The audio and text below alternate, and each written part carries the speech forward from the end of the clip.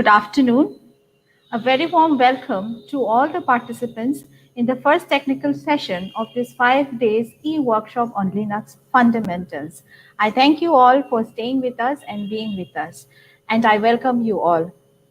Today, we are going to start our first technical session. And in the first technical session, we have a very young and energetic resource person. His name is Dr. Anish Kumar Saha. He's an assistant professor in the Department of CSE, NIT, Silchar, Assam. So, with his permission, I would like to introduce our resource person for today. That is from 2 o'clock to 3:30. So Dr. Anish Kumar Saha is an assistant professor in the Department of CSE, NIT, Silchar, Assam. He has a teaching experience of almost 10 years and completed his PhD from NIT, Arunachal Pradesh. He has also taught in institutes like NIT Agartala and NIT Arunachal Pradesh. His field of research includes quantum computing and quantum algorithm. He has several international journal publications to his credit, which includes publications in Scopus, IEEE, etc. Dr. Anish Kumar Saha also has many contributions towards books chapters. Further, it is to note that Dr. Anish Kumar Saha has presented many papers in various international conferences. He is presently guiding many PhD research scholars also. Dr. Anish has been invited also as a sessions co-chair in several symposiums and has delivered many lectures as an invited speaker in international webinars. He also worked as a reviewer and technical program committee in journals and conferences. Today, Dr. Anish Kumar Saha would be discussing with us the topic of basics of Linux operating system and tackling common bugs. I welcome Dr. Anish Kumar Saha and would like to offer you this platform now. This platform is all yours, Doctor. Hello. Yes. Hello. Hello. Is it? Yes, you are audible. You may carry on. Thank you, madam. A very good afternoon to all dignitaries and participants. I am obliged to be part of this workshop on Linux operating system.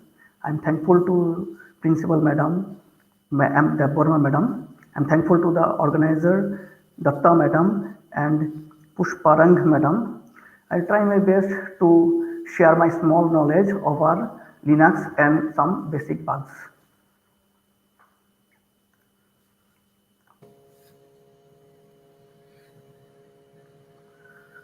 So, is it visible? My slide is visible? Yes, your slide is visible. You may carry on. Okay. So today I'm discussing about basics of Linux operating systems and some common bugs which will going to be solved by some small techniques. I am Anish Kumar Saha from the Department of Computer Science and Engineering, NIT Silchar. These are the outlines I'll go through in these lectures. Starting with the power of education. If we see any society, if we lift up any society, it depends on how much the power of the education itself. Proper education gives to lift the society in the next power country. So we need to give proper education to the next generation. We have a good constitutional provisions on education, right to education, with definitely free and compulsory educations, then education minorities, education on weaker sections and other else. So we need to have free education. So in this workshop, if we see, we have a very good tools in computer science and engineering. This is Linux operating system, which is free. So that will be good platform for those who wants to be an expert in computer science and engineering. So let's come to the topic of Linux operating system. So starting with very basic definitions. What is the Linux operating system? Linux operating system mainly is a free product, okay, and it's an open source product. What is the meaning of free product? It means that we can freely use it, we can freely download it anywhere. We don't need to pay anything for using this operating system. And open source, it means that basically we have the source code, the open source code is available. If we want to change some modification about any either software or any platform, we can do it, and we can use it according to our requirements. First of all, so before we going to the Linux operating system, we have actually earlier it was the Unix operating system, which was developed in 1960 around, and that was only for the research purposes. After that, in 1991, it has been introduced Linux kernel. Okay, so I'll discuss this Linux basic after onwards. Before that, what are the features of Linux? First of all, this is a multi-user, then multitasking, multi-processing, multi-threading, and platform independent operating system. Okay, platform means it can run in different hardwares. Any operating system which having a main core part, this is called the kernel. Okay, then what is the meaning of kernel? So kernel is that which is giving the interface between the software and hardware. So a kernel where how to interact with the hardware, that we can absorb these all the complexities to control the resources, that is the kernel. So we have if we have a proper kernel system, so that that will be easy for the programmer, for the user to have some changes or some programming skill, so that they can use the resources properly. So that kernel is free, so we can use that kernel, Linux kernel, onwards. So since we have the Linux kernel is free, so on the basis of the Linux kernel, definitely we can add different custom designs. Okay, that custom designs give different flavors of operating system. So if I'm saying Linux, that Linux is not actually be available, but different repository, different versions of Linux is available. For example, we have Debian based operating system, we have Ubuntu, Fedora, Red Hat, different types of operating systems are available. So that all the operating system have the all same core structure, which is following the Linux operating system. Now, why Linux is so good? One thing is one point is free. Number two is actually open source. Number three, actually this is a community effort. We can say community point. Why it is so powerful? Because if you have different kinds of bugs, if you have different problems, so in this case, we have good number of resource persons all over the world. They are giving their contribution to give a proper platform to work on the Linux operating system. Now, take some other points. Actually, Linux operating system was proposed by Linus Torvalds. He was a scientist in AT&T Bells. He proposed it that to make Unix a free and little bit user friendly to the persons, to every person. So nowadays Linux is also used for commercial purposes only. In 1991 it has been used, and if we see how many what is the size of the Linux kernel, if we see only the kernel, this is only 65 MB. So that time it was definitely it is very less. Now what is the extra code? That is nothing but the extra features like graphical user, some other extra shell programming, some other different extra features that is given to make it more user friendly to the user.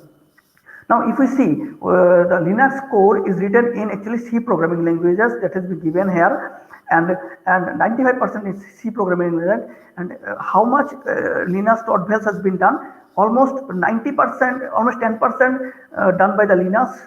Definitely 10% done by the Linux. The coding for designing the Linux kernel, okay, which is called the vanilla kernel, and remaining 90% is done by the other outsider developer. Who are the outsider? They are the community who are giving their effort to develop the best performance to make the Linux kernel. Okay, so Linus Torvalds he giving as a custodian to make to inject new resources to the operating system. Now this is a very powerful tool. Definitely, if we see, it has huge applications in supercomputing. If we see everywhere, almost 100%, more than all over the world are Linux based, platform based supercomputers. It has used in Japan bullet train confirmation. It is also using. Then after huge big companies like Amazon, Wall Street, AIG, Netflix, then small gadgets like Raspberry Pi, everywhere this is being there. Okay, so all the company as well as small gadgets, everything actually Linux flavor we are having it. Now come to the some basic definition. I am saying actually Unix is not an open source. This is for research purposes. Okay, but Linux is free. This is open source product, number one. And number three is that actually Linux came from the Unix kernel, whereas Unix itself have their own developed kernel system. So these are different varieties of Unix system, so like IBM iX, Solaris, then HP UX, Darwin, Mac OS. These are some examples of Unix based operating system.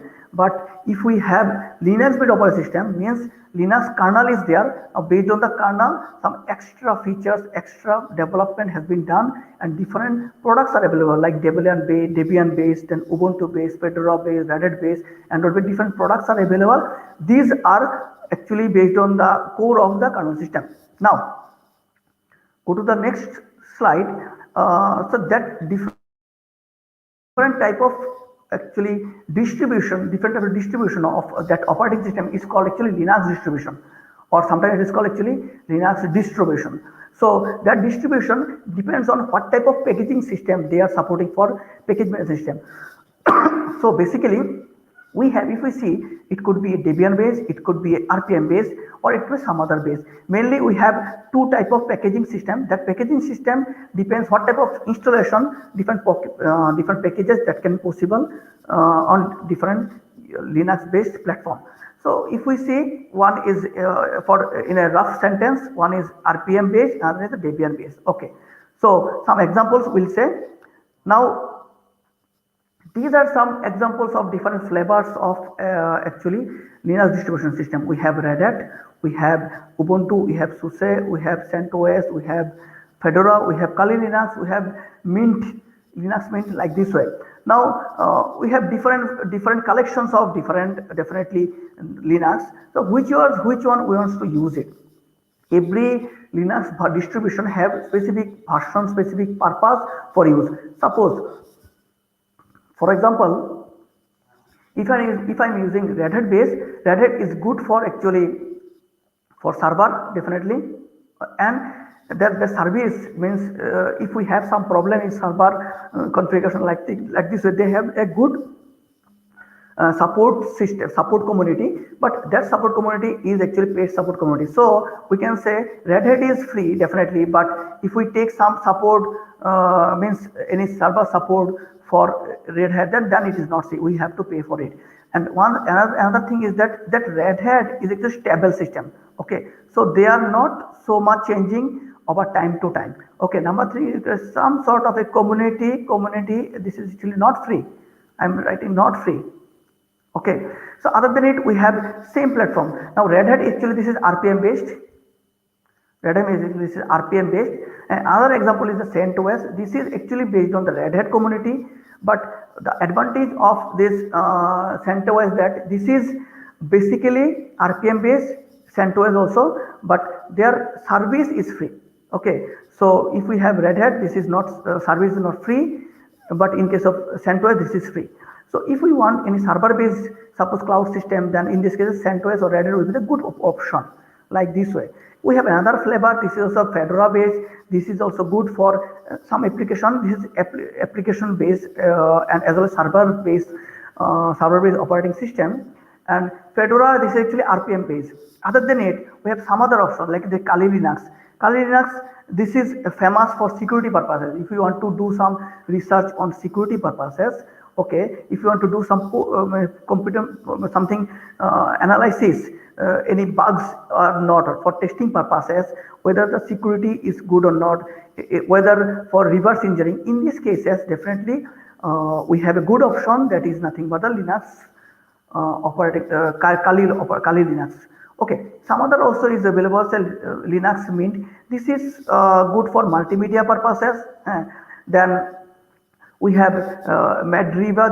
Madriva is good for actually for good graphical interfaces. So everything has their own benefit, has their own advantage, one over the another. But here we are going to say, this is actually I'm saying about the Ubuntu, because most of the lecture debated on the Ubuntu. Some reason is that Ubuntu, it has a huge community. So if we have some problem, if we have some technical problem, this community will help us within one day, maybe 1.5 days, that will give a solution. Or already solved problems are there, we can have it. Number one. Number two, it is frequently changing. So anything is new product, new software is there, then definitely this Ubuntu software, means Ubuntu based softwares are available. So we can have testing purposes also, if we want to test some purposes. But some problems are there. First one is, it is very frequently changing. So number of bugs a little bit is available. So but it is user friendly for student and for research purposes. Ubuntu is for here is good, because if we see some other flavors or distribution, they have a little bit less helpline. But if we have Ubuntu, this is actually a big number of helplines we have available. And this Ubuntu actually Debian based operating system. Now, so now next topic is which operating system is for now, for practice purposes. This is Ubuntu. Number one, Ubuntu actually have two versions. One is called short-term support version, and another is called long-term support version. So short-term support version, actually they are giving service for 1 year. 1 year service. So if we have any problem in short-term support version, in this case we can take the benefit of community. But after that we need to just change the operating system to some other version. Okay. So but for my suggestion, I would like to say better to use long-term support. Some examples of long-term support Ubuntu system are 20.08, 18.04, 14.04 and 16.04. So these are good long-term support. So they are giving at least 5 years of service, at least to 10 years of service. Okay.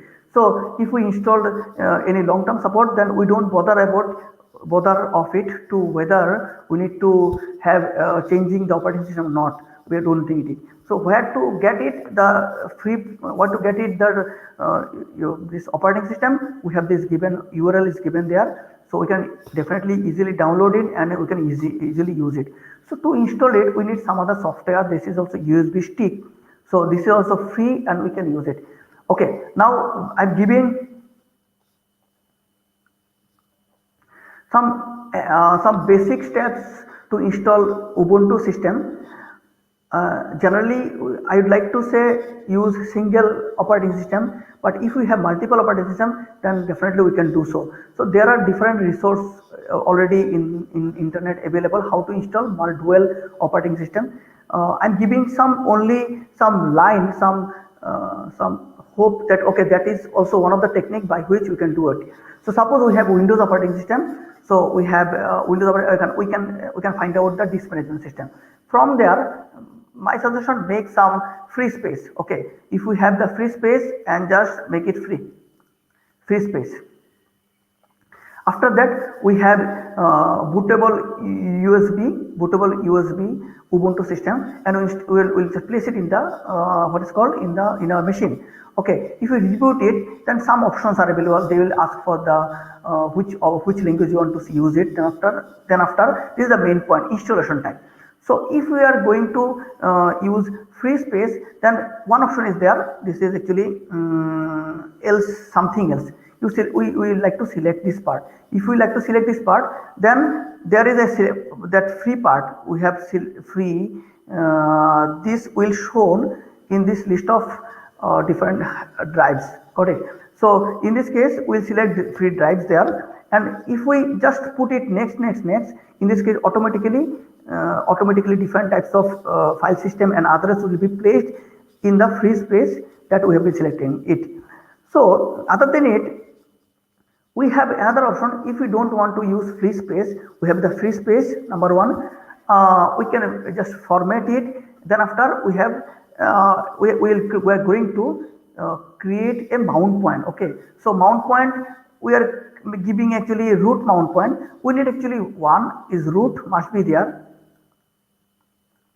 root must be there. So we are fully giving the full size to the root. Sometimes someone using that, okay, we can use actually swap another actually another partition SWAP. Swap is okay, it's required. This must be the size of RAM.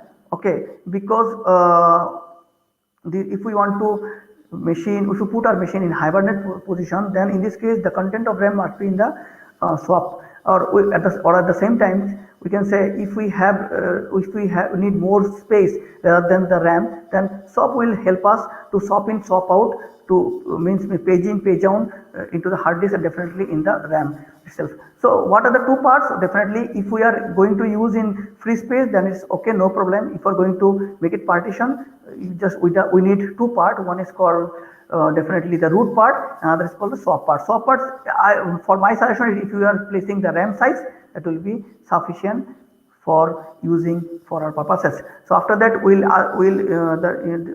after that we have another option. They will ask for the set password. We'll put the password, and after we are going to be having all the installation ready to use it. So we have this startup option GRUB loader, which is showing what different types of operating systems are available in our machine. Okay, so this is the very basic, very short introductions how to install these operating system into our existing machine, but better there are different other options also by which we can use it. Now go to the next topic. So I'm going to define some architecture layer of Linux operating system. This is for actually for theoretical purposes. These are all are in different books as well, different tutorials over the net is available. So what is this? We have the hardware. Definitely hardware, it's not, it's possible, but it's very tough to run program directly to the hardware. Definitely, so there are some everywhere operating system giving a small part. This is called the kernel. So kernel is responsible for handling all the resources, definitely the IO and the hardware resources. So kernel is absorbing the complexity and making abstraction for the upper layer. Okay, so that kernel is generally called the main core for the operating system. Other than it, so kernel, okay, fine, but this is also a little bit tough to handle. That's why another user-friendly interface is given. This is called the shell. So what is shell? Shell is giving to use the kernel and to give some actually execution result or some other else. So how shell is doing? Shell either using API system or a different interrupt system call system by which they are interacting with the kernel system. Now we can use the kernel shell to have the result, to have the calculation. So we have different types of application 1, application 2, VI editor. These are applications. These are using the shell, or if we want, we can directly use the kernel to place our program. Okay, now next thing is called a Linux file system. So this is a little bit very important thing. For file system, what is the meaning of file system? We can say file system, this is mainly for how to store the data. Okay, we have different types of file. So where to place the file? So that depends on what type of the file itself. So if we see file system, they have a specific folder, or we can say specific directory. That specific directory have a specific reason for purposes. That specific directory giving, okay, that type of file that will be definitely found in this specific directory. So that structure is found in every Linux distribution. So if we go to Ubuntu, if we go to CentOS, if we go to Mac operating system, if we go to say Android based product, then almost these type of common names are available. So if we know what is the basic functionality of this file, so definitely we can definitely work on the other distribution as well. So some examples I am giving it, say backslash. What is the meaning of backslash front slash? This is actually for root starting address. Okay, then after under this root they have actually front slash bin, front slash sbin, front slash etc, front slash deb, procedure, then variable temp, user, home, then boot, library, optional, then mount and others. So these are for different purposes like user binaries, system binaries, configuration file, devices, and process information, variables, temporary files, user file, home directory, bootloaders, system libraries, like this mount information, removable devices and services.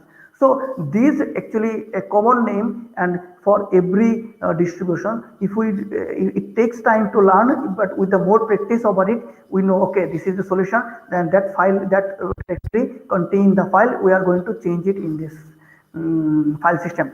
Okay. Now we understand what is the meaning of file system. Now go to the next topic, user management system. Okay, now this is one of the main point. We have three type of user. One is called the root user, or we can say administrator user, number one. Number two is the regular user. Okay, number three is service. Root user, which is that is possible to change everything. We want to install something, we want to modify something, we want to give security or some privacy to a specific user, giving extra security to a specific user. We can use this part, root user. So root user giving some extra user, okay, with some specific restrictive what is called access capability. So in this case they have a regular user. Definitely regular will have some restriction over something is able to access, something is not able to access. So first of all root user, second was regular user, third one is called service account. So service account, this is not a particular user, rather than we have, if we have some particular service like say in terms of web servers, in terms of say it is a mail server, something database servers, something say file transfer server. So any kinds of service if we have, we can create that service type of user. That service type of user, actually they are only accessing that services, but these services, that service user should not possible to access the what is called this the internal information, means the different user personal data to the other. So that is three type of users are available. Definitely we can manage the system in centralized way at the standalone system. Okay, apart from it, I'm giving some examples of commands which is possible to use, how to create different kinds of users on that connection. So AWT, actually I'm giving one example. AWT is for the searching purposes. We can list out the what are the different kinds of actually users are available. That type of users, we can see the user, what the list of users, that users actually specific file is there, is etc. password. That file it contains all the users. So we can have the password and username to it. If you want to show it, if you want to delete it, we can see it, and definitely we can change it there. So that if we want to say what is which file is responsible for containing all the password, definitely these two types, that file is responsible. Okay, next one is that how to we have an ID, we can see the username of that, definitely the user. We can add new user, we can set definitely new password of that user, and definitely that particular file is responsible for showing all the users which is available and their different access capabilities. Okay, next topic is actually I'm giving only some examples. Different types of editors are available, different tutors already available in net. So we have VI editor, we have G editor, Nano, then VM and other as well. So we can use any editor, definitely. Ultimately editor is only for editing purposes, whether if I'm doing gedit or if I'm doing VI or VIM, which is easy for the user, you can use it. So if someone wants to be very expert in quick writing, then VI is better. If someone's okay, they need something like notepad type writing, then gedit is available. Okay, so next part is called actually repositories. This is one of the very important part. So what is the point of repository? Suppose we have a machine, okay, we want to install some software. Software is available in some location. Now repository containing a intermediate file. That file in the local machine. So whenever we are asking for some installation of software, then the machine will find whether that software is available on different servers or not. So that repository is actually containing different servers. They are finding, okay, I need the software, then from that repository they are having the value, and definitely the contents back to the machine to install itself. So we have a very small coding site, like for example apt-get app install, app get install. So this only 1 and 2 line coding is sufficient to install everything, and we don't need to think about from where actually the installation is going through. This is from the some server and definitely through the repositories. What is the repository? Repository contain all the server and all the available software on that servers. So that we are possible to we can set the repository. That is possible in actually this command, or we can set it using the graphical also software and resources. From there we have different types of servers. Say if we see the in the slide, we have given main server, we have given definitely the server from the US, and we have also Indian servers like IIT Bombay is definitely is giving Linux based that repository server, so we can use this or this as well. So better for my suggestion, if I am saying which is going to be setting the repository, for my suggestion it will be the main server is better. Okay, because main server is committed to give the service for these repositories, and this service is supported by the canonical support. Okay, so the canonical support is generally it is very robust and very it's trustful for use. So now question is that sometimes it happens that the software is not available to the server. Now we have another software which is not available. Now where to get it the extra repository? Then we will simply search on the Google and we'll find out what are the what is the corresponding repository for that file. Okay, so if suppose we need something, say Google Chrome, or we need a Google Chrome server, so Google Chrome software, so we need to find out what is the corresponding repository of it. So we got the repository and we are adding to place a command add repository like this way. Okay, so for this way we are actually adding this extra repository to the what is called repository file content, and then after we are doing a simple update. In this case, whenever we have extra thing that also available, okay, that type of software is still available and we can use it. Now in this case, the what are the contents of this add repository that will be available to the machine, and we can definitely with a simple command add get install, we have the installation. So if we see with the other operating system, we need to download the software. Then after we are thinking about whether this is a virus or any infection could happen, technical infection could happen or not. But in this Linux, Ubuntu or Linux based system, we don't bother about it, because if we have a proper repository, then definitely our system is definitely free from all the misfunction activities. Okay, now I'm giving some another example.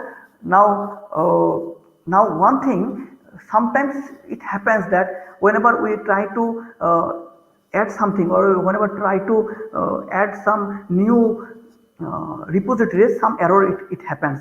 What is happening? Sometimes it is saying to log the file. In this, what to do? In this case, it's not a big deal. Specific again, everything is on some specific file. That file is responsible for specific purposes. So this is the specific file / etc apt / after resources list, or we can say this this resource list directory. This file containing all the repositories. So if we have some error in this file, just simply remove this file. If we remove this file, okay, now then after you can we can graphically set up this software update to the main server and just do simple sudo update. Okay, sudo update. So sudo apt-get update. So what is so in this case, simply update means they are only updating the repositories. These are not updating the software. So if I am saying sudo apt-get update, it is only updating the repositories. But if I am writing sudo apt-get upgrade, in this case the install product in our machine, that is going to be updated. Okay, some commands where I'm just showing here. Some touch command is there. Touch command is for actually for something modification. This is one of the actually what is called this text editor. Then we can have move command, which is for the moving purpose. We have remove commands. Definitely we can change this in any file or folder as well. Now we have studied what is the meaning of definitely the repositories. So these technical terms are associating with the Linux definitely. Now next thing is that now every repository, depending on what what type of packaging system, because repository depending on what type of package format actually the system is going to support. So if I am using Ubuntu base, then we have to install repository which are actually supporting Debian base. If we have definitely if we have Red Hat, CentOS or Fedora base, then we have to use actually RPM base. So we have RPM base, this definitely RPM Forge or something. Yum is available. Yum is very good, like our actually apt-get. Okay, some another package system which is actually good, like PPA system. This is also one kind of packaging system. So if now when we want to add some repository, we should not feel worrying. Okay, what is the meaning of PPA? Will it making some problem in the system or not? Definitely not. This is a good system, good packaging system. If we have Ubuntu, we will use the Debian system. If we have Ubuntu, definitely we can use PPA system. If we have Red Hat or Fedora, we can use YAM system. Okay, and definitely apt-get is possible to use in Debian system also. Okay. Now go to the next topic.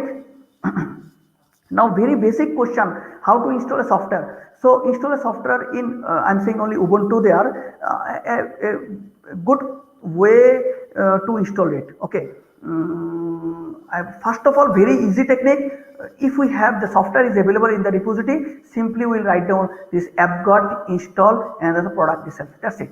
So if it is now if it is not available, then we have to do something different. What is the different? So first thing is to download this PPA, personal package archive. So you just collect this. We just collect this address.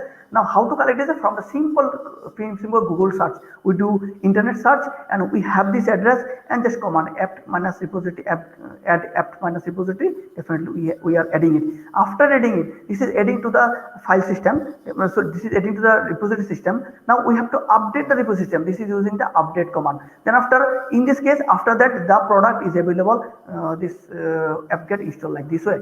So we can use this command throw also. Definitely we can do the same thing using the graphical user also. So we have software sources is available on here. On there also we can add some extra resources like this way.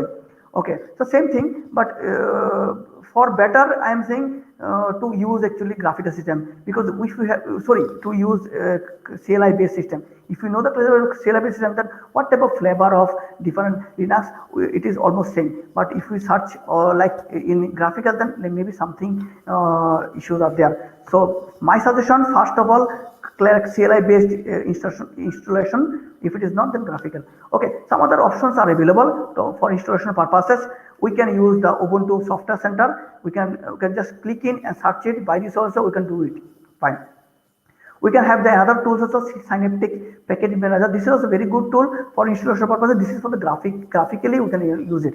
Now, one thing is that if we don't want to add any product or in the repository, or it could happen that any product which is not available in the repository system. Now, how to install it? Even it could happen that that product is not available to the what is called to the any PPA is not available. How to do it?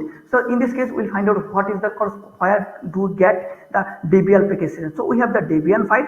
So where do we get it? We can have it from the internet definitely, and we have the command dpkg -i. So what is the I? I stands for installation. So after that I, then we are going to install it. So only very easy technique we can. Suppose I am giving, if you want to install Google Chrome in Linux or in Ubuntu. So what do you need? We just simply download the dpkg file of that Linux and just with the command dpkg -i and that's it.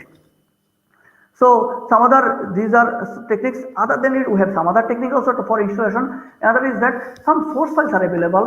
We have we have a source file, and then we can use a command of wget. This is for actually internet downloader, command based downloader of Linux system. We can download it, and definitely we can use unzip it. We can use the dpkg and like this way. Sometimes it could happen that rather than the content, they will give actually the software, means the old source code. So we have in the tar file, gz file is there. So we can just extract it, then after configure it, then after make it and make instruction like that. Now question could be happening, shall I do or study all this? These are fixed almost in every product. And at the same time, whenever some source code is giving for a product, generally that the developer give the readme file, which is actually contain the steps for installation purposes. Okay, so the backslash configuration, this is for configuration command. This what it is happening. This is for binding all the bounds, or the bound, what is called this, what is this binaries or different extra package if you need. They are combining it according to the hardware of the system as well as for the status of the system. Now, what is the end? End is the make command. This is also command based on the after the execution of the configuration. Definitely we are going to make it for executive format, and after that we are going to install it. So these are giving some sources, we are giving some sources where we can have the solution. Okay, so this is some examples I have given, but other examples are available as well. Now next topic, this is in the earlier topic we have discussed how to install it. Now we want to upgrade the system. Okay, upgrade, it could be software or it could be operating system. If you want to upgrade the software, simple command is that sudo apt-get upgrade. If you do so, definitely the system it has different different collections of software, install software. In this case, definitely the software is going to be updated using this upgradation. So definitely we have two commands: update for repository purpose, upgrade for software purposes. Okay, now other than it, if you want to upgrade the operating system, so now this upgrade is for software. Now if you want to upgrade the operating system to the higher version, for example, if I am using 14.04 LTS version of operating system Ubuntu, and if you want to update to 16.004 LTS version or the higher version 20.02 higher version, we can do so very easily. How to do so? Either we can use software updater. This is a graphical tool by which you can update it very easily, or we have some other commands which are also available that do release upgrade. By this way the system is going to upgrade to the corresponding to the next version of Ubuntu operating system. Okay, now if you want to remove the unwanted software, definitely there is some command. This is apt purge and the auto remove. So these are very small tools, small commands are available. It looks tough, but it's not tough. If you frequently use it, definitely it is very user friendly. Definitely it is very easy to use. Now go to the another topic, how to uninstall a software. Definitely we have installed a software. Definitely, and now question is how to uninstall a software. There are different ways, different commands are available. If you want to use what is called this apt-get command, apt-get remove the program link, apt-get auto remove. This is apt-get purge program. Now I would like to say we have two different. One is called the apt-get purge and definitely apt-get remove. Both are removing the software. Remove command is removing only the software, but some already configuration, some software configuration may be inside the machine. But if we use purge command for removing purpose, in this case the software as well as all the corresponding file which is relating to the software, it is going to be removed. So up to us what to remove from our machine. So we have apt-get clean, and suppose that we have used some dpkg command. So in this case we can use dpkg -r, dpkg -i for installation purposes, dpkg -r for remove purposes. So the same command with some different parameter either this command line, we can have the different tasks. So we can remove, say for example, Google Chrome here and given as there.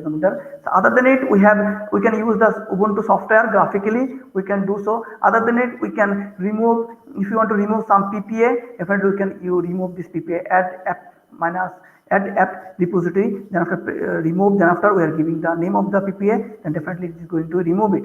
So these are some way by which we can uninstall a software. Now another part which is actually very important part, this is called the file permission. This is actually typical part for any Linux user. Most of the cases we find that we are not allowed to access it. Now how to actually change the user? So we have actually three types of actual permission. One is called the read file, another is called the write file, and the execute file. These are three parts. So if we have a file, it could be only read only, it could be a write only, it could be a execute, or if we are not going to give permission to do some of them this permission, then we'll use actually hash in place of this thing. So I'm giving one example. So suppose a file is there, a text file. Okay. So we want to find out what are the different kinds of permissions are there. So we have actually that type of example. So that has actually 10 fields. That type of 10 fields. How many 10 fields coming? First one is first value is showing is either it's a directory or it's a file. Second 3 part is the first 3, second 3 and third 3. First 3 for first user. We know that we have 3 users. One is the administrator user, root user. Second is called the simple user. Third one is called the service user. So every user have 3 permission. So first administrator user, whether we are writing it read a permission, write permission, execution permission or not. Second, there's definitely some other, if we have different other users, suppose user number 2, for example, we have whether read or write or execution or not, that definitely services. We have another user that would do we give any permission for this file for these three permission or not, 1, 2 and 3. So we can see it. If we see the example, this is a hash. Hash means actually file. If it is directory, then it is showing the D.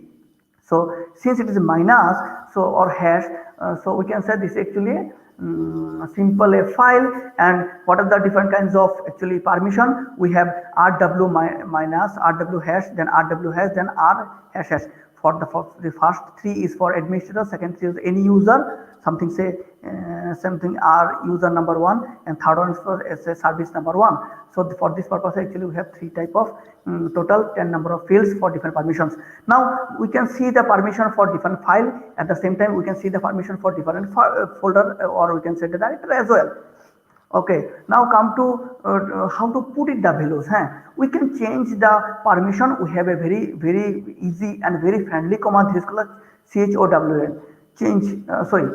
This is called actually chmod. Okay, chmod is used for changing the what is called this permission. Okay, so I'm giving now different combinations are there. How to give the permission? Suppose this is read, write and execution, then in this case corresponding value is 7. If you want to give only write configuration, write permission, then in this case we are going to value it. We are going to put the value of 2. So I'm giving an example. Suppose if you want to have say 777, for example, in this case what is happening? So all the permission is given to every user. Administrator user, any user, administrator, then any other user, and definitely at the service user as well.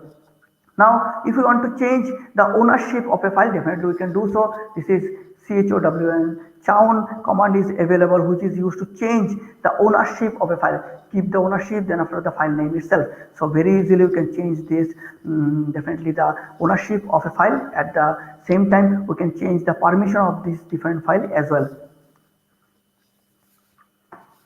Now, okay, now I'm giving some small examples. What are the some benefits? Okay, so one of the very good tool, we can say this is the mount. Okay, mount. What is the meaning of mount? Mount means we can attach any file system to the system, to our Linux file system. So if I'm giving, suppose we have a folder, if we have a pen drive, if we are inserting the Linux, if in a Windows, can I, if I'm suppose I'm saying if I insert a pen drive and if I particular folder, if I'm clicking it, then in this case definitely that pen drive is going to open. It's not generally it's tough, but in this case, what I'm saying, suppose we have a pen drive. This is acting as this is a PD. I'm writing a PD. When we insert it, that pen drive we can add it in any locations. It could be anything, address, etc. Then after I can set this ABC. Okay, so when you click ABC there, definitely the contents of pen drive is visible. So the user, the person who is using the system, it looks that actually the person is accessing the hard drive or the secondary storage, but it is not. It is what it is happening. It is access some other device, some other secondary storage device which is actually attaching to the system. So mounting a file system is very good tool. We can add anything. It could be a pen drive. It could be any network file system NFS, or it could be some other secondary. It could be what is called is a secondary storage. It could be a floppy disk. It could be a CD driver. Anything we can do it. So what it is doing? So what as I said, suppose so if I'm accessing, if I'm clicking SD dev devices SDA1, so the both thing are same. If I'm clicking this SD1 or if I'm clicking MNT now media, both the things showing what is called the same drive. Okay, now question, definitely it is a question how to see what are the different other file systems are available. File system means how are different types of secondary storage devices are available. So we can see list of the file system by a simple file command.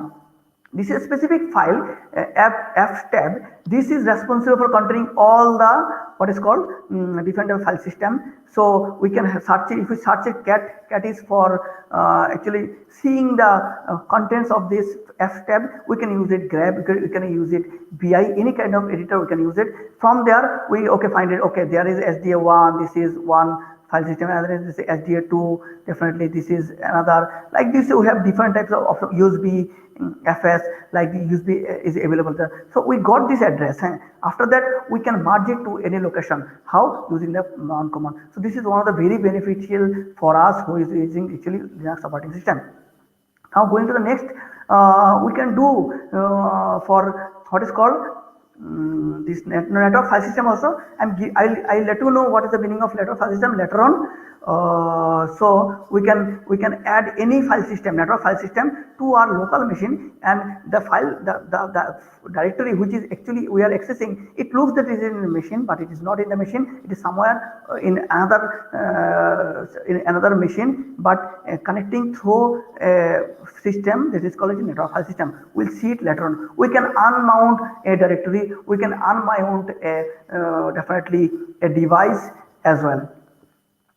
Now second thing, actually why Linux is so powerful, this is only because of the searching command. Searching is so powerful in Linux that if we properly use it, that will be very useful. Now I'll give you one example. Suppose I am saying that we know a particular line of a file, means something women's college, but we don't know where is the file. So we know only a line. So now how to search it? We'll just put it this grep. This is a very powerful command, grep. Then after we're writing something, a word is there, and we're saying directory is there. So what it is saying, this grep command will search every file containing in this folder, at the same time subfolder, and finding out which are the files containing this word NIX. So I'm giving one example. Suppose this is grep. We want to search, find out where is this phonics is available, and we don't know where is the location of the phonics. We know, it could be this file, it could be this file, it could be this file. We're giving it. So they are showing, this phonics is found in this file, and this file. So just imagine, it is not only inserting to the folder, or you can say directory, but at the same time it is inserting to the file and reading the content of this file as well. So if you want to give any folder, definitely you can give it a folder, and under this folder all the files are available. Each and every line can be searched and find out the result. Now we can exclude some file. What I'm saying, we know the word, but we know that that file is not available in this specific file. So we can exclude this, definitely the what is called this word from this, and all the files will be going to search it. So what is the power? What is the power of Linux? Definitely, I would, for my suggestion, definitely this is nothing but the grep command. Now go to the next thing is the Linux pipeline. So what I'm saying, Linux pipeline is saying that we have a command, and the output of one is passes to the output of the second one. So what I'm saying, suppose if I'm writing this ls, the output of ls is actually list of directories. It is passes to the next command.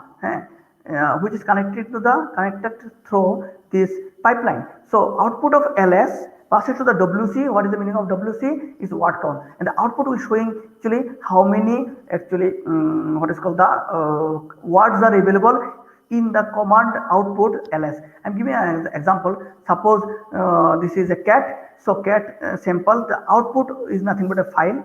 This is a cat is nothing but an editor. So output of text is passes to the grep command. So grep is passes to passes to grep command, and we are finding out those names which don't have this minus b is excluding purposes, means we will find out only those lines which don't have small letter, and then after the output is there, this output passes to the sort and the value are sorting. So that's why if you see it, this is actually sorted value. Definitely at the same time there is no letter which is containing a. So this is very powerful. We can add it, means the output of one command passes to the second output, and definitely we can add it. So and definitely add it like this as well. This is called the Linux pipelines commanding. Now since every in from school level to college level, everywhere actually programming languages is actually compulsory. Now shall we used to use programming languages? Definitely we have different options. We can use C++. We can very easily install it. Sudo apt install gcc, and then after we can run it gcc command, then after the file name, and the output is showing definitely always in the .a.out. Okay, so we can run this command to execute the or show the output. We can have some other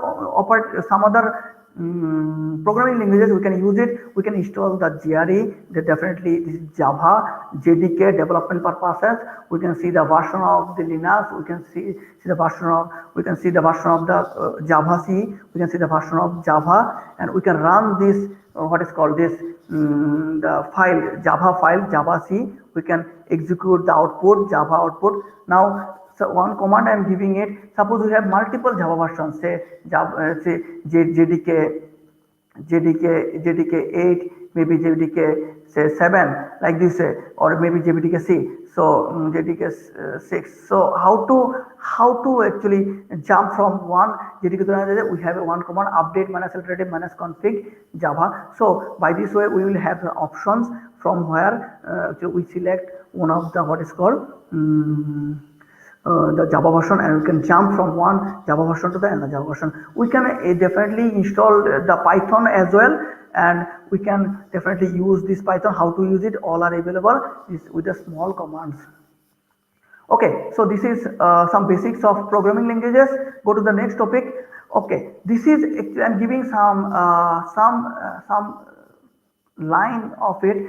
We have different graphical versions are KDK, KDE, then Phantom, then Deepin, then Genome. So different GUI versions are available. If you want to use it, you can use it. If someone wants to use a new look of the graphical extra looks interestingly, they can use different thing. If you don't know some command, actually say suppose what is the meaning of particular command, we have a proper documentation in the Linux.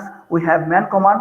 That man command is used for definitely for finding out what is the meaning of this command. Suppose if I am writing a man printf, so it is showing like this screen. Okay, that type of definitely what is called this.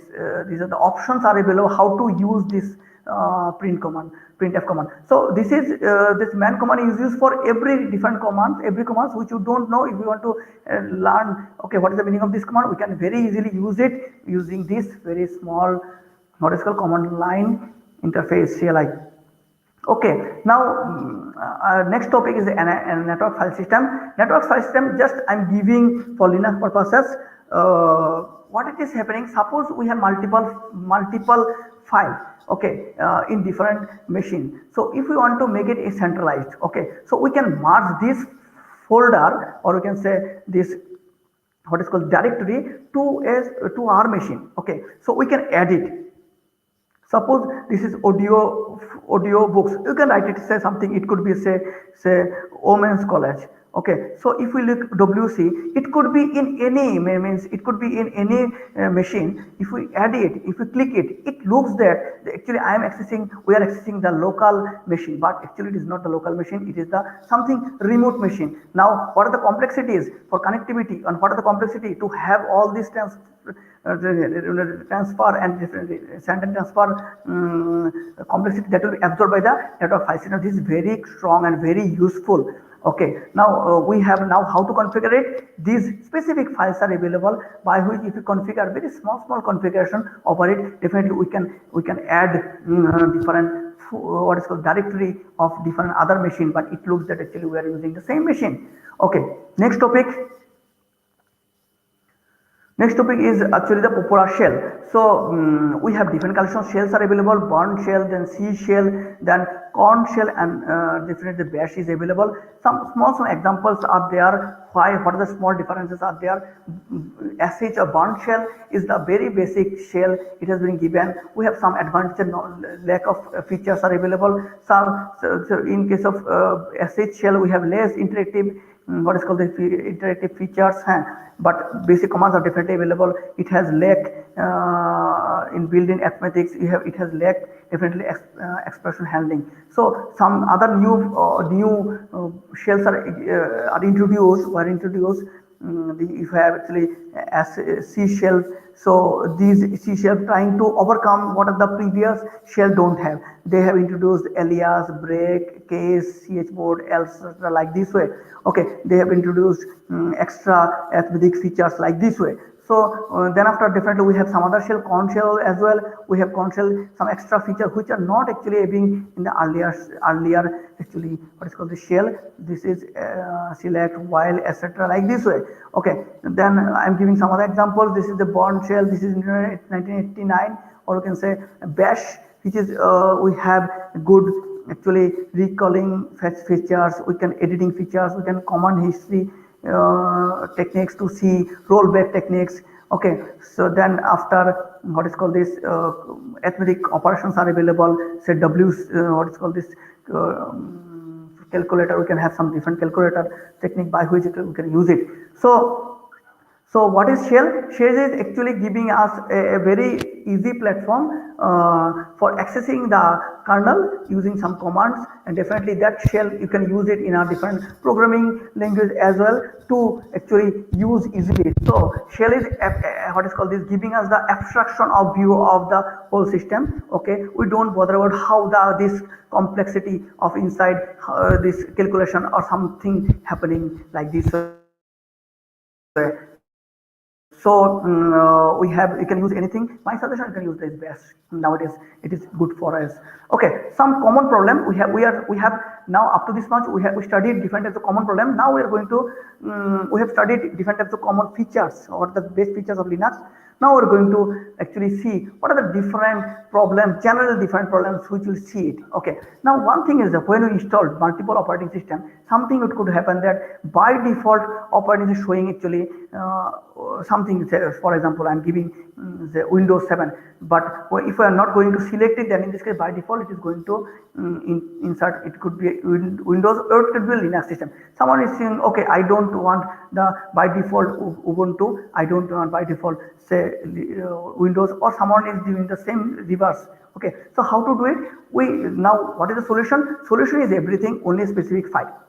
What are the file? Because GRUB is the nothing but the loader which is loading the operating system, initial operating system. So the Ubuntu GRUB or the Linux GRUB it is controlling everything which operating system is going to actually place it for controlling the hardware. So that file, that is specific file, we have actually /ADG etc /default GRUB. This file is responsible for you can change different options which operating system we want to be the first priority to access it. So we can definitely change this 0 to specific number which actually line we want to have that operating system to access by default. We can change this waiting time because we have a 30-second waiting time, or if you want to wait in 40 seconds, if you want to 10 seconds, then we can do so.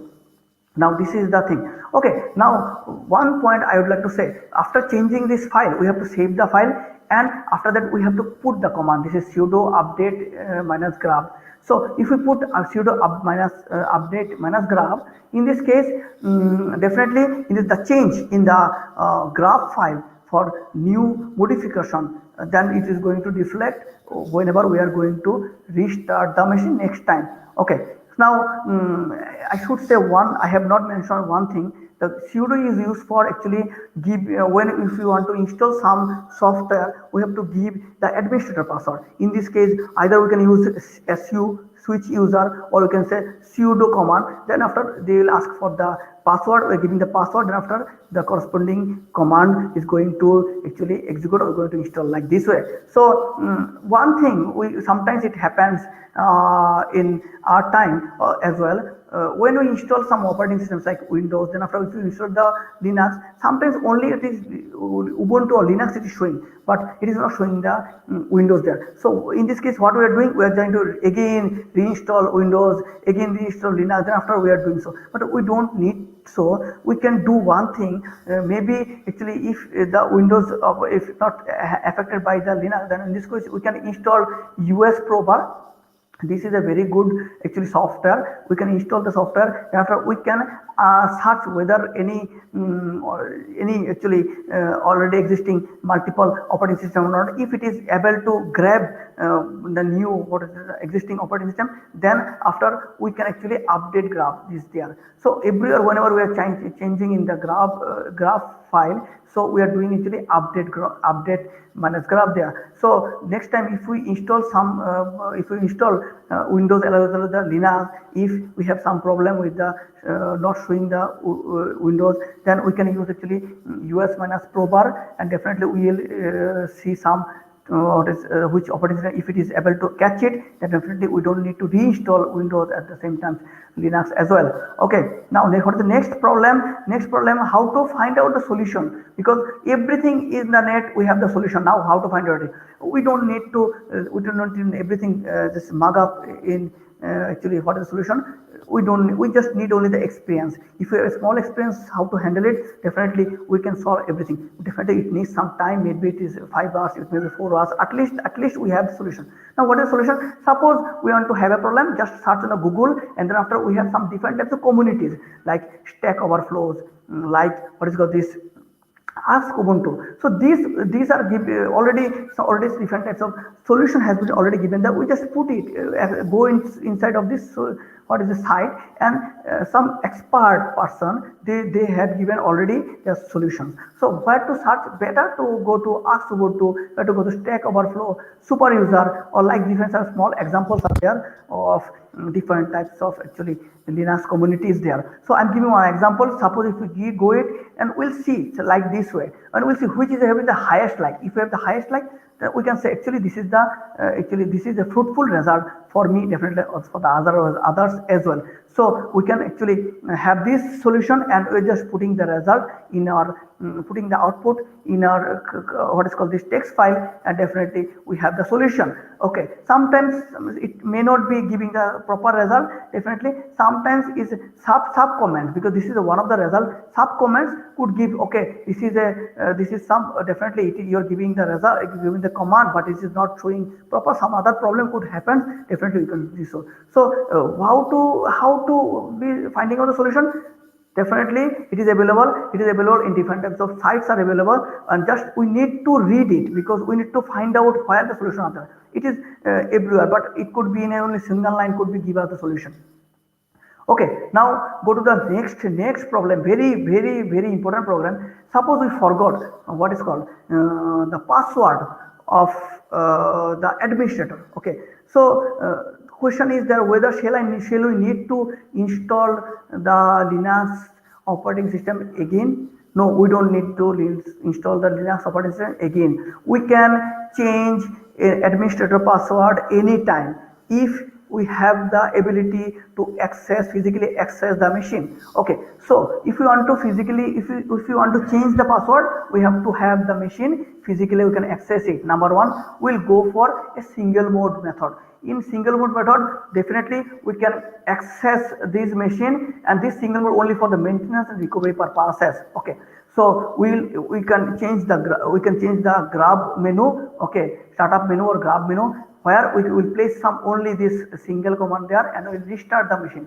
Whenever we are putting the restart the machine, single machine, single mode is not giving us actually what is called the graphical user. They are only giving minimum services which are required only for small changes or only for maintenance purposes. Okay, so we'll have only the what is called command line CLI interface by which actually we can access the machine. So I'm giving one example. After going to the single mode, we can mount and remount what is called, whenever we are accessing it, this is in the read mode. So we want to actually in the read and write mode, because if you want to change some file there, definitely we have to have some permission to read and write mode. So we are whatever writing it, we are remount the system with read write mode. Then after we are changing this password. Okay, and definitely we can use this command to change the password, or if we want to use some other technique, we know that /_ password is one file which is responsible for actually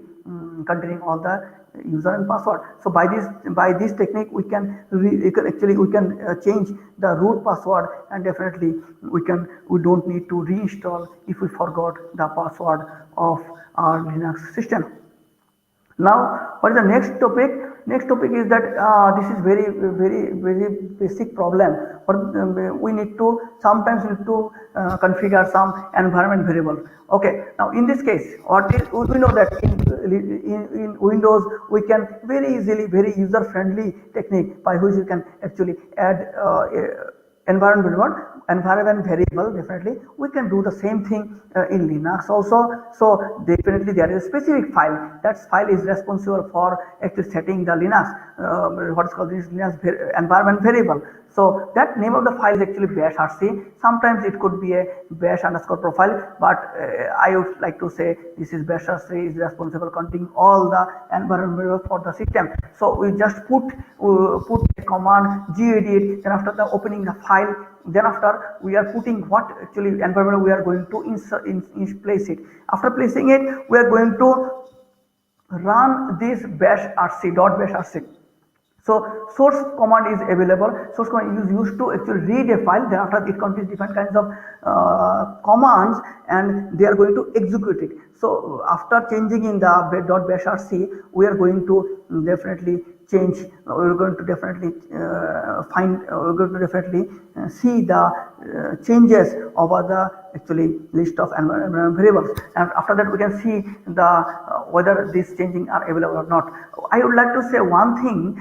Okay, whenever in a Linux file, if you have a dot something abc, say something for any file or any folder, something dot, it means actually hidden file. So in Linux, if we have any dot extension, dot then after some name, then definitely we should say this is actually a hidden file. So then it could help this way also. Now we can do setting a Java_home environment also. This is some files are available by which actually if you play Java_home, Java, and then path, then after export, and like this way.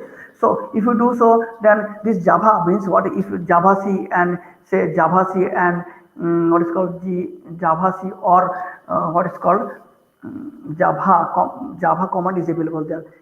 So this Java any environment is only required whenever some command actually it is not finding in the CLI mode. Then in this case we have to place some path of that installation products to the environment variable. Okay, go to the next topic. We can have different types of services. Okay, fine. Services is for run different softwares in background. Okay, and whenever the machine is going to start, definitely it is going to start all the services, and when we shut down the machine, then at the same time also is going to stop it. So that is also possible. We can start, stop definitely, and resume any service. I'm giving some just example of this SSDH, SSHD, start, stop, status, definitely restart. These options are available by which we can start, stop, we can restart or see the status of this. So in this case, actually all the services actually contain in actually a specific file which is called this init file.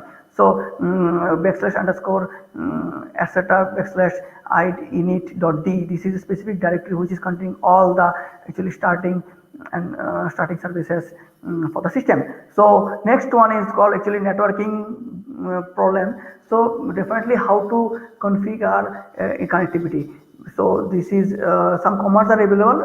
We can very easily do the same thing in graphics also, graphical also.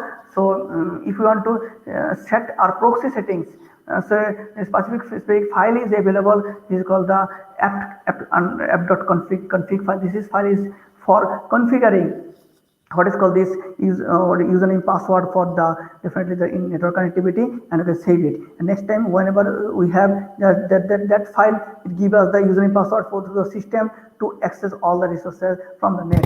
Okay, now we can do some configuration of different firewall configuration for the system. Also we have IP tables, a very powerful tools by which actually we can insert some different specific rules to the machine, so that if you want to drop some packet from a specific address, if you want to drop some specific output from a specific output, definitely we can give it that this commands definitely it is available, and we will use the feature of this IP tables and firewall settings as well.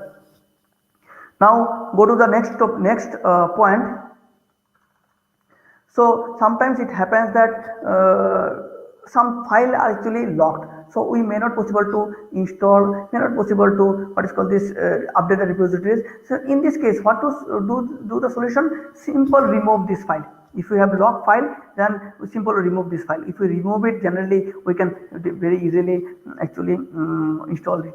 Sometimes if we have a partial installation, but for some reason if the installation breaks, then how to resume the earlier installation? Definitely we can use it dpkg minus configuration minus a. This is the technique by which actually we can reinstall, or we can reinstall the earlier software which is for some reason actually paused.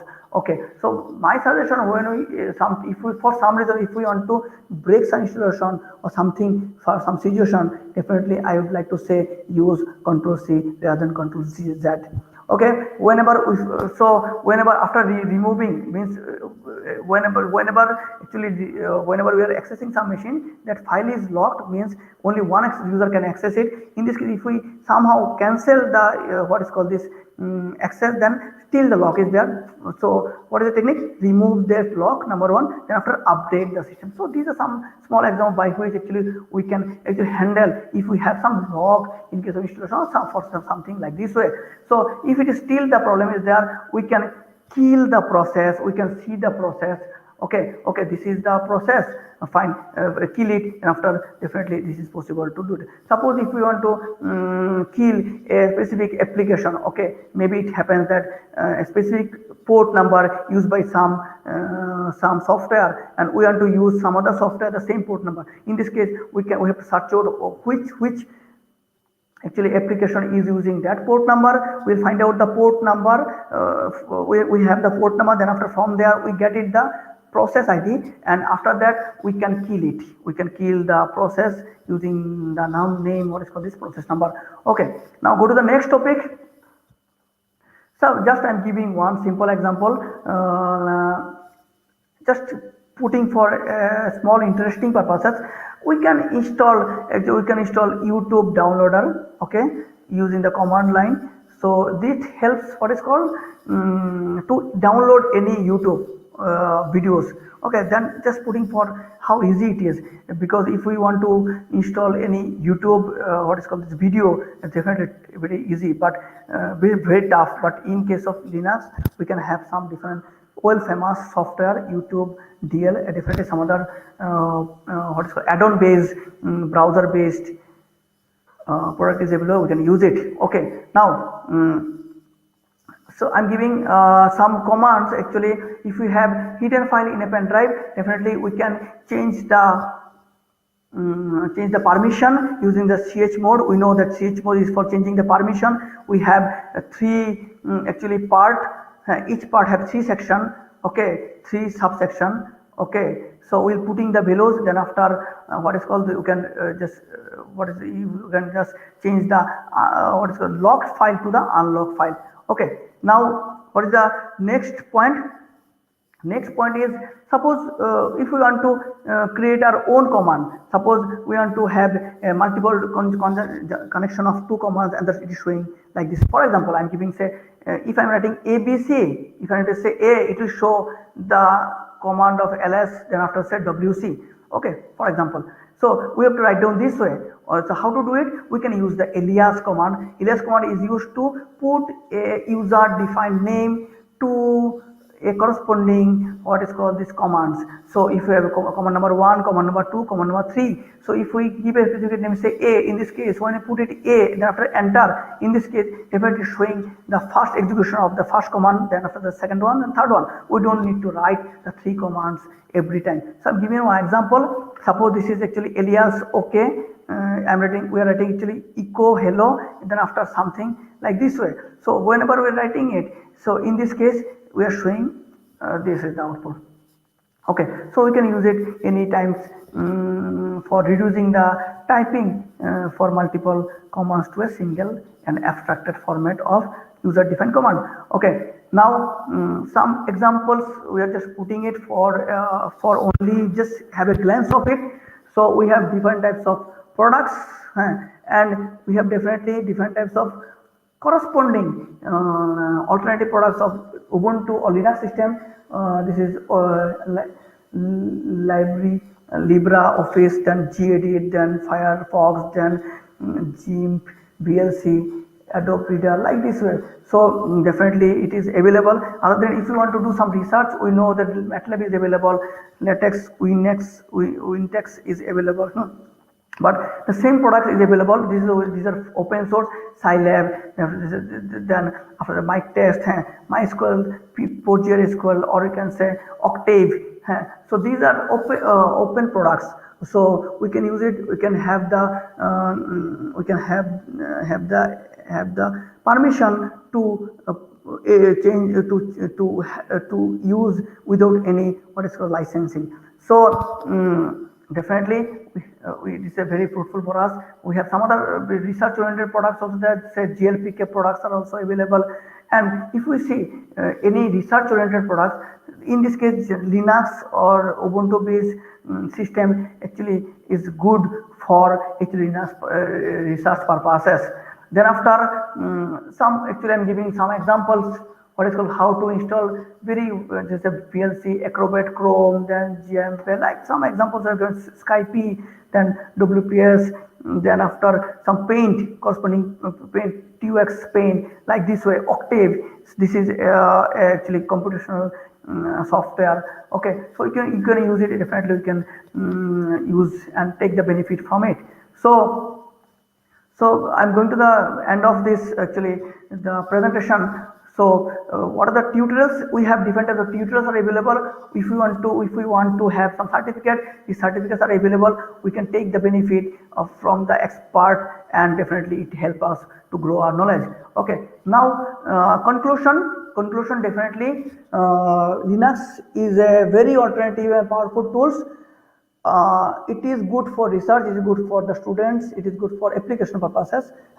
Some problems are there, some problems, for example, bugs, it makes a problem, but if we have a good experience, okay, this is the problem, now we know, okay, this is the some way we can solve it, definitely we will solve it. Okay, then we have a good community, Linux community. If we put the any problem, definitely they give us the solution within maybe 1 day or 2 days. So and big hope if we go towards the open source, definitely it helps from what is called this cost of this setup of different lab at the same time for the student to use at home without purchasing anything. So if we say little bit tough, definitely, but it is not very tough. It is little bit tough, but it is very definitely user friendly, at the same time very interesting to use it.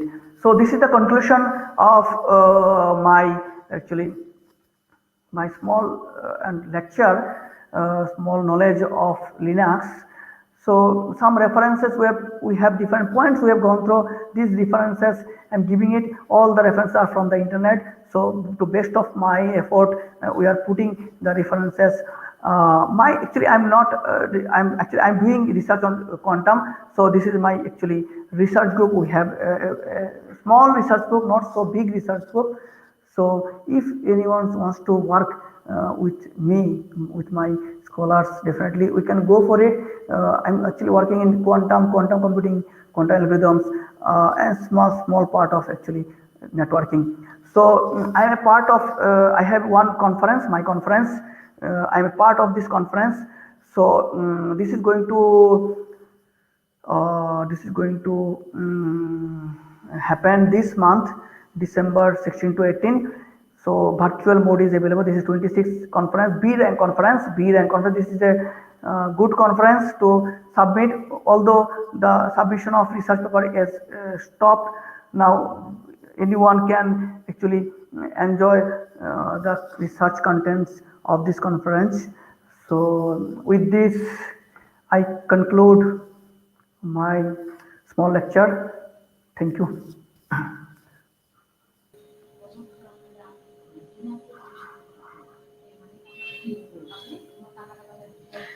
Thank you very much, Dr. Anish Kumar Saha, for your beautiful deliberation. And I hope, not only hope, I am very sure that our participants may have benefited a lot. And huh? No, it's there.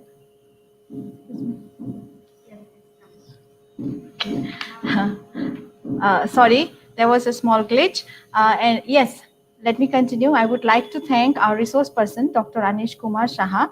And I know that our participants may have been really benefited with your presentation. It was a very elaborate presentation, and you have really explained in such a way that even a novice user of Ubuntu would be able to start using it, and they will find some encouragement in using it, because your explanation was so good from the installation till the tackling of common bugs, and you have really done justice to the topic that you have chosen, which is basics of Linux and tackling common bugs. Sorry, I thank you again. And now we have a question, just one question. It's not a tough one. I would like to put it forward to you, if you do not mind. Just one question from a student. Okay, sure, madam, please. Okay, I will show it to you. You'll be able to see it.